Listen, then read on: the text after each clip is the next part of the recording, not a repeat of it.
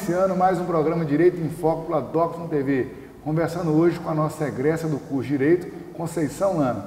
Conceição, seja bem-vinda mais uma vez ao nosso programa, né? A gente já teve uma oportunidade de ter uma conversa no evento Pretobras, que você sempre está à frente dele aí. Esse ano, se Deus quiser, a gente vai fazer novamente.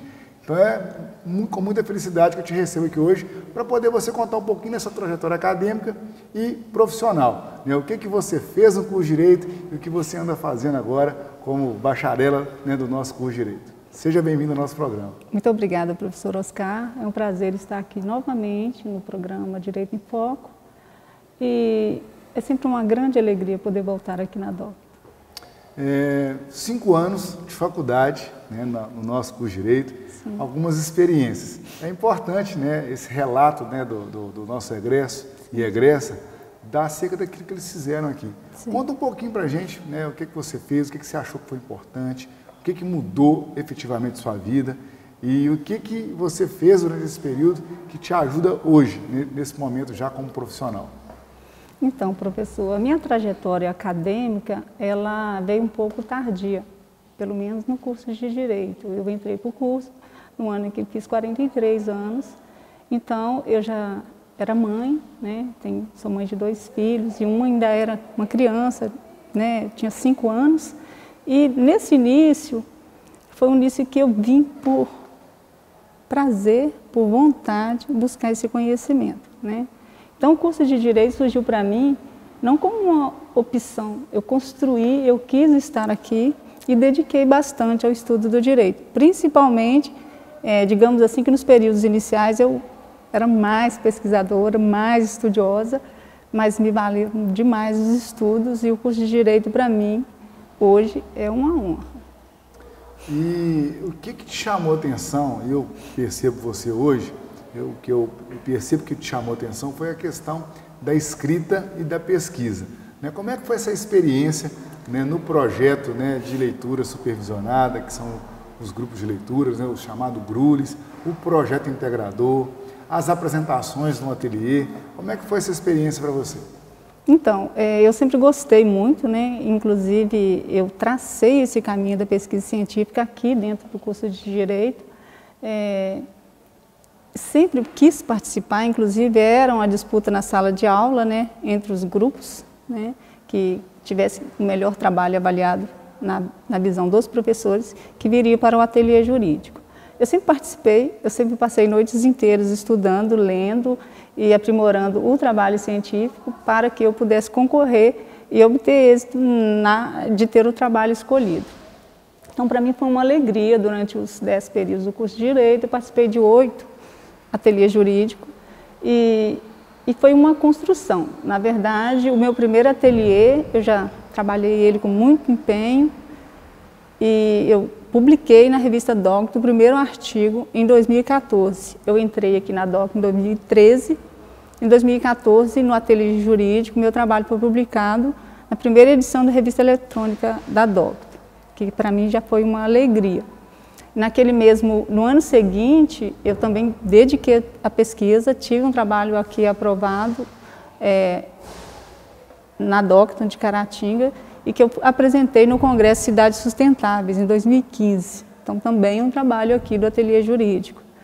E hoje, em 2009, esse mesmo trabalho foi aprovado em Caratinga como uma lei de política de educação ambiental. Eu fico muito satisfeita. A gente tem que fazer um recorte nisso, porque eu acho que essa é a menina dos olhos aqui, né, do seu momento. Sim. Você tem um trabalho construído durante, né, o curso de Direito e que chega a um desdobramento concreto, né? Sim. Ele está lá na Câmara Municipal, quer dizer, é um projeto, né, de lei que vai ser votado e que está tendo toda uma repercussão. Explica para a gente um pouquinho esse projeto especificamente. Então, esse projeto, ele deu início lá em 2015, né? Eu escrevi com a intenção de apresentá-lo no Congresso Jurídico que a Docton realizou em Vitória. Na ocasião, meu orientador foi o professor Juliano, né? Que eu até falo que ele é o meu orientador para a vida, eu respeito, gosto muito do professor Juliano.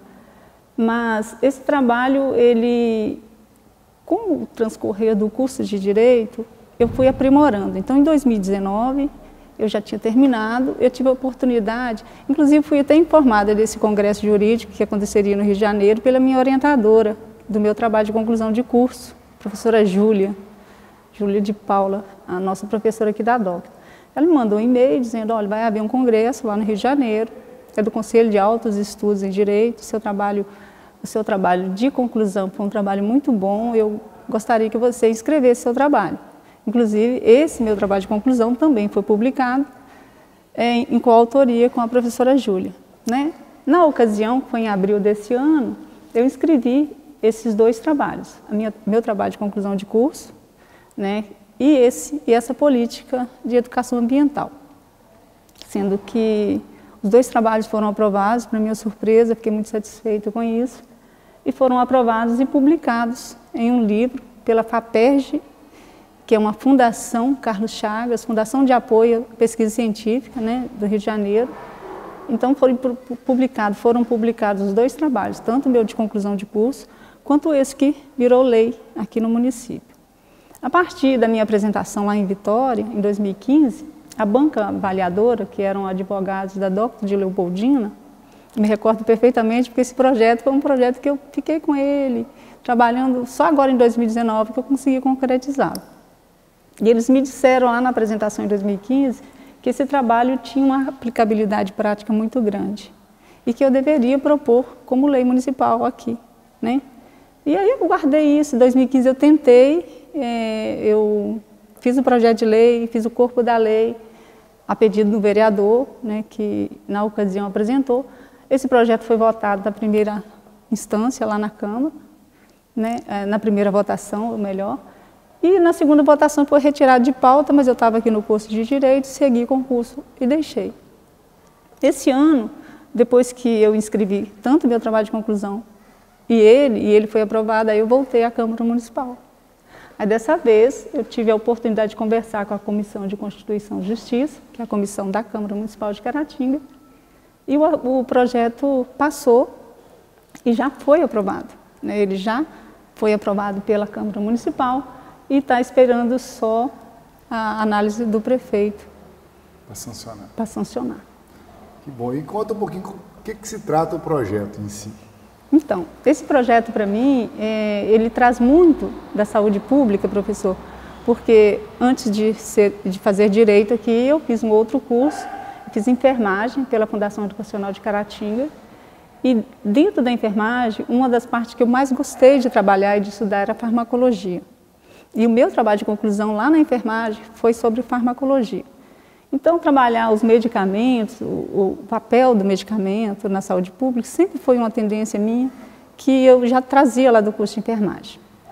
A proposta dessa política pública ambiental, que foi publicada no Rio de Janeiro, num livro chamado Diálogos Interdisciplinares de Direitos Humanos, ele já está à venda no site da Multifoco, esse livro. É um compêndio de vários trabalhos, né, na área de direitos humanos, e esse livro ele foi montado e lançado em homenagem aos 70 anos da Declaração dos Direitos Humanos. E para mim esse trabalho eu trouxe tanto da enfermagem, mas aprimorei com a legalidade, né? A Constituição, no seu artigo 215, diz que é papel do poder público e da sociedade trabalhar para a preservação ambiental.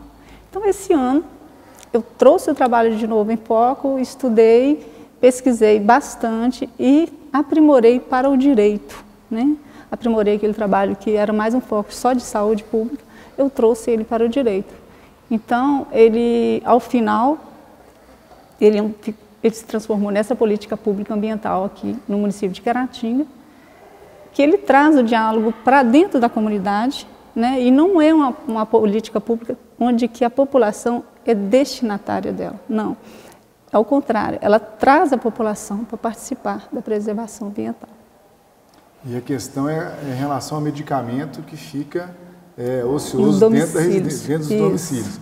Aí qual que é a proposta que eu queria que ficasse claro só para o nosso telespectador acompanhar? A proposta desse trabalho era trabalhar o descarte dos medicamentos, os resíduos medicamentosos gerados em domicílio. Inclusive, a Lei 013 de 2019, aprovada na Câmara Municipal, que trabalha como a população de Caratinga vai participar, não descartando ao meio ambiente os resíduos medicamentosos gerados em domicílio.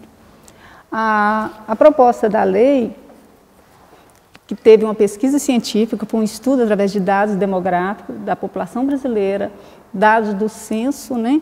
Então, eu dialoguei também com algumas jurisprudências, né, já tratadas do Brasil de responsabilidade com a questão ambiental. Então, foi um trabalho científico em que eu tive o cuidado, né, de trabalhar todos os pontos. Eu trabalhei a demografia, né, brasileira, em que aponta a parcela da população que está envelhecendo, que está com mais de 6 décadas de vida, e com isso, a ciência médica aponta que as pessoas, ao envelhecer, ela tem uma tendência em utilizar mais medicamentos. Nem sempre para tratamento, mas para qualidade de vida também. E esses medicamentos, quando lançado ao lixo comum, ele vai ao meio ambiente provocar alterações indevidas. Então, essa política pública, ela trabalha a participação da população de não descartar em lixo comum os medicamentos, os resíduos que causam alterações ao meio ambiente. E essa participação, trabalhada na lei, ela leva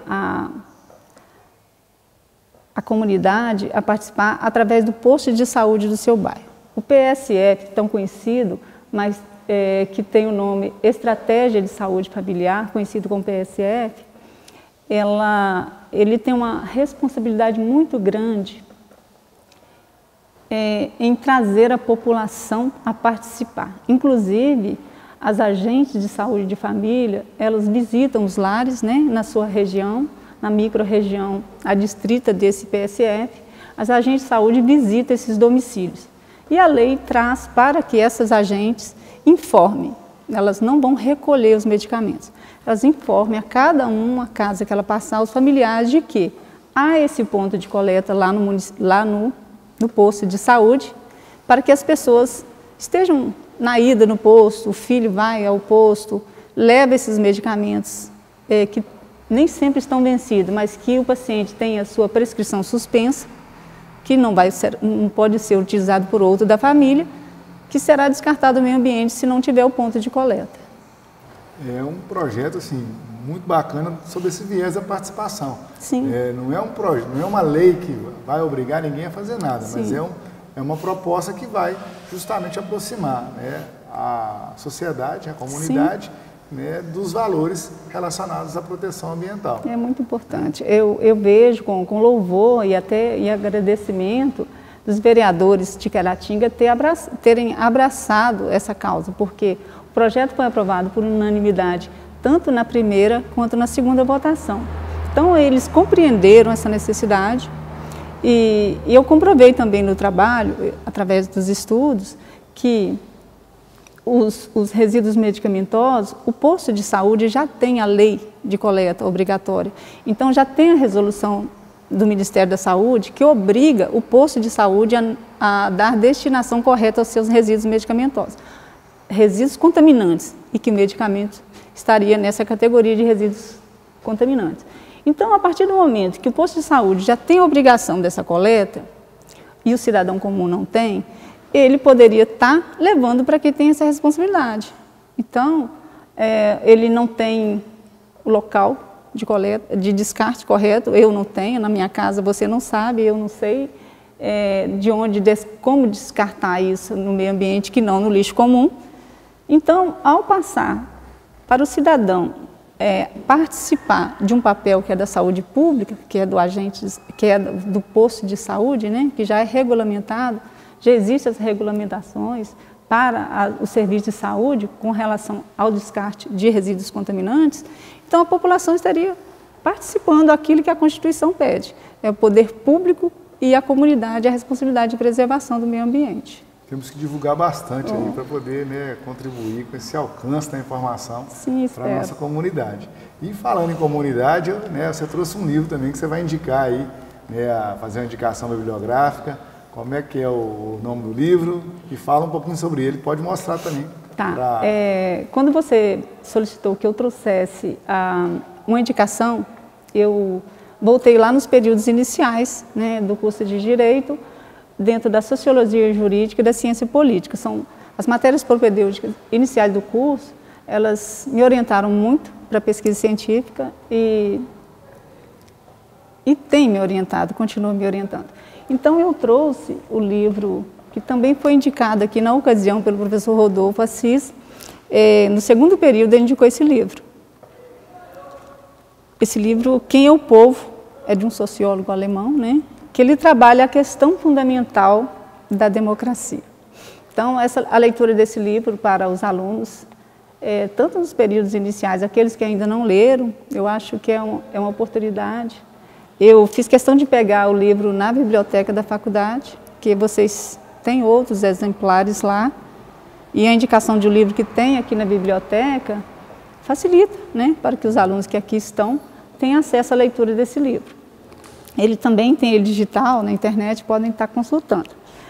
O autor Friedrich Miller, o sociólogo alemão, ele trabalha nesse livro e traz uma indagação muito apropriada para o direito. Quem é o povo? Quem é esse povo, né, que tem o poder, né, e que a Constituição trata lá no preâmbulo, no seu preâmbulo, né? O poder emana do povo e em seu nome será exercido, né? É uma abstração, né? É uma crítica porque povo, às vezes, é uma terminologia que acaba sendo uma abstração. Quem é o povo? Você não consegue identificar. Povo? Então, quem mora no país, quem estrangeiro é povo, criança é povo. Ótimo, ótimo. E é esse diálogo que o autor trabalha aqui no livro, que ele faz essa análise do povo ativo, do povo que não está ativo, e o que seria a população, né, que já é diferenciado no direito, população e povo já tem a sua diferenciação, mas ele trabalha aqui as questões fundamentais da cidadania, né, professor? Ele trata nesse livro dos direitos e deveres do cidadão. Então, com a leitura, o aluno vai poder observar isso aqui, que ele, ao falar desse povo, ele trabalha a questão do dever, né, do cidadão de exercer o seu direito por completo, o seu dever político, que muitas das vezes não é tratado, né?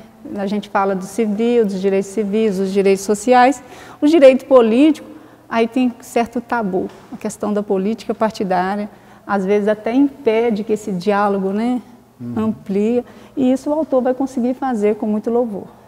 Bom, também trouxe aí o caderno de resumos. Sim, eu não poderia deixar de falar que esse exercício da atividade de produção científica, para os alunos que têm essa vontade de trabalhar a produção científica, né, eu quero falar dos ateliês técnicos científicos, né?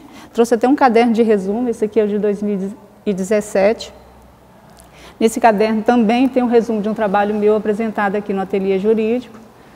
E foi lá essa construção, né? Eu pretendo, já estou concorrendo a um mestrado em Ciências Sociais, e essa construção minha de publicações, de ter um látis, né, com os seus trabalhos científicos, eu comecei a construir aqui, lá em 2013.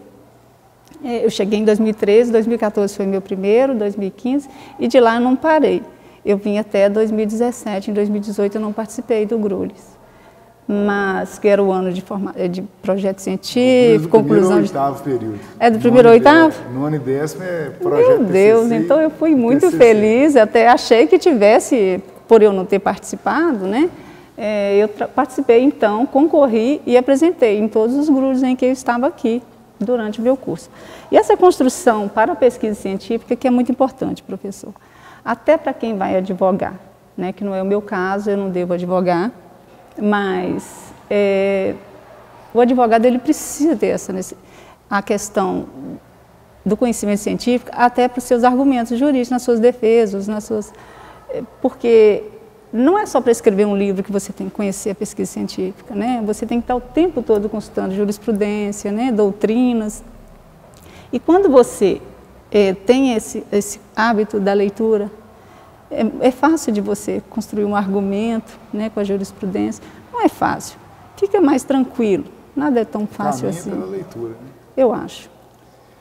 Infelizmente, caminhando para o fim aqui, Conceição, mas assim, muito feliz com a sua condição aqui de pesquisadora. Eu fico muito feliz de você ter alçado aí a essa condição, porque você sempre buscou isso, sempre foi muito estudiosa e participativa. Então, isso faz muita diferença. Eu queria que você deixasse uma questão para o nosso telespectador, para o nosso egresso, para o nosso estudante de Direito, para que ele possa refletir. Olha, eu direcionei minhas pesquisas, professor, desde o início do curso de Direito. Eu sempre direcionei o meu estudo focado aos direitos sociais e os direitos das minorias, né? Então, todo o trabalho que eu publiquei ou que eu fiz aqui durante os ateliês, que eu apresentei juntos com os meus colegas, que eu digo eu, mas nunca era só a Conceição, era um grupo, né? Eu e os meus colegas de sala, eu sempre trabalhei a questão dos direitos sociais.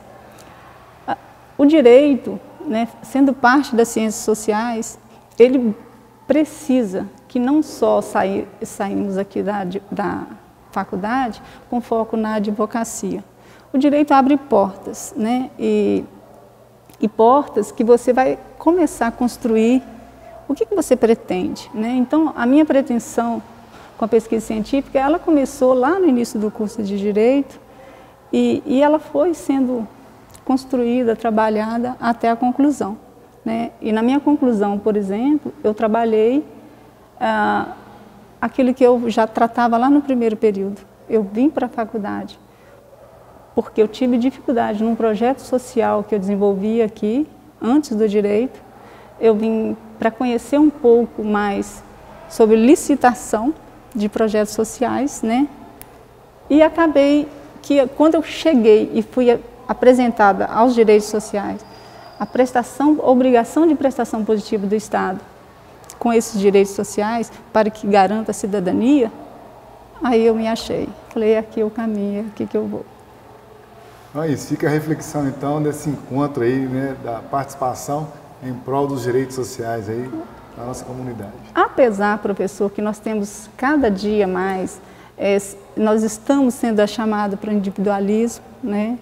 Eu até escrevi, tá, para sair a publicação, já foi apreciado esse ano sobre a medida provisória 881. Essa medida provisória de 2019, ela tem um artigo, uma alteração do artigo 421 do Código Civil Brasileiro, que me chama muita atenção, porque essa medida ela quer trazer para nós a informação de que não existe a função social, que você não tem que pensar no grupo. Isso é muito triste, porque vivemos em sociedade, não podemos ser uma sociedade dos indivíduos, e quando nós trabalhamos só individual, o que nós pretendemos, ou não o que nós pretendemos para com o mundo que a gente quer viver, isso, uma proposta dessa em 2019, numa medida provisória, me deixa muito triste. Conceição, infelizmente a gente vai ter que deixar novas conversas para novos encontros, porque o de hoje a gente demarcou aqui toda uma construção, né, sua no curso de Direito e agora, né, como pesquisadora, e a sua história é marcante, ela com certeza vai influenciar a vida de muitos dos nossos estudantes. Eu quero agradecer, professor Oscar. A participação, né, na sociedade ela é fundamental. Esse caminho pela individualização ele é um caminho que pode ser considerado como retrógrado. A gente tem que pensar no coletivo mesmo. A gente tem que buscar saídas no diálogo, através do debate, das reflexões. E esse programa serviu para isso hoje, para a gente poder promover mais discussões. Tá? Então eu queria muito agradecer aqui a sua participação. Continue de portas abertas aqui esse espaço, para que a gente possa, né, falar de novos assuntos interessantes e daquilo que você, né, venha conquistar aí também, né, no futuro. Tá? Conte sempre conosco. Obrigada, professor Oscar. Quero agradecer à Rede Docto pelo convite e dizer que eu tenho muito orgulho de ter estudado aqui na Docto e estarei aqui em novembro com o projeto Petrobras. Fui convidada já pela Rede Docto, já deixo o convite aí para estar conosco. Muito obrigada. O programa Direito em Foco se despede. Até o próximo encontro.